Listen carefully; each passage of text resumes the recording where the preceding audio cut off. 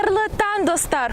Ұлы дала тану бағдарламасы КПК Лайф эфирінде Қостанай педагогикалық колледжінің студенттерінің жастары қамтитын ел бірлігінің акциясына айналған «Қыран елім Қазақстаным» акциясы жалғасуда. Сапалы білім, дамыған материалдық техникалық база және әрбір студенттің жүзеге асыру мүмкіндіктері негізінде колледжіміздің жобаларын насихаттау біз студенттер үшін маңызды.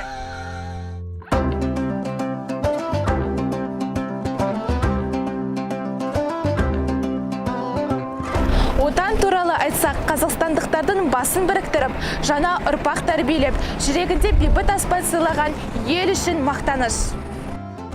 Народ Казахстана пережил сложные периоды истории и благодаря своему единству смог укрепить основы государственности, поставив интересы и ценности независимости государства превыше всего.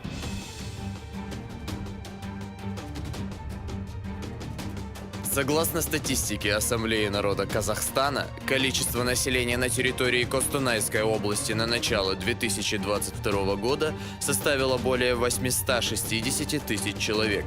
Это представители более 100 из 130 наций и этнических групп, проживающих на территории Республики Казахстан.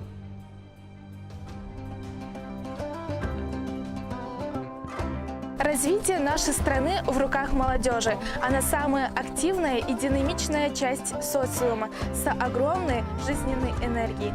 Молодежь Казахстана – это судьбоносная сила страны, стратегический ресурс успешного развития казахстанского общества.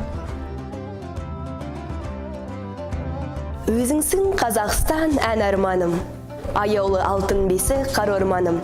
Бірдеңе жетпейді деу қате болар, өзіңдей ұлан байтақ далам барын. Қазақстан туған өлкем кең байтақ жер, тұрып жатыр бақытты боп қаншама ел. Өзіңдей туған елдің өлкесінде шаттанып бәрап қары тамсанар ер. Табиғаты керемет таң қалдырар, көз жүгіртіп қарасаң неткен қырлар.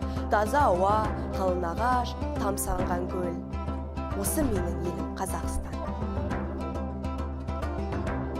Республика күні еліміздің мемлекеттілікке деген батыл қадамының символына айналды. Қазақстанның болашағы сіздің қолыңызда екенін естен шығармаңыз, және мүмкін емес нәрсе мүмкін екеніне сеніңіз. Бүгінгі ұлы дала таңғы бағдарламасымен бірге болғандарыңызға рахмет.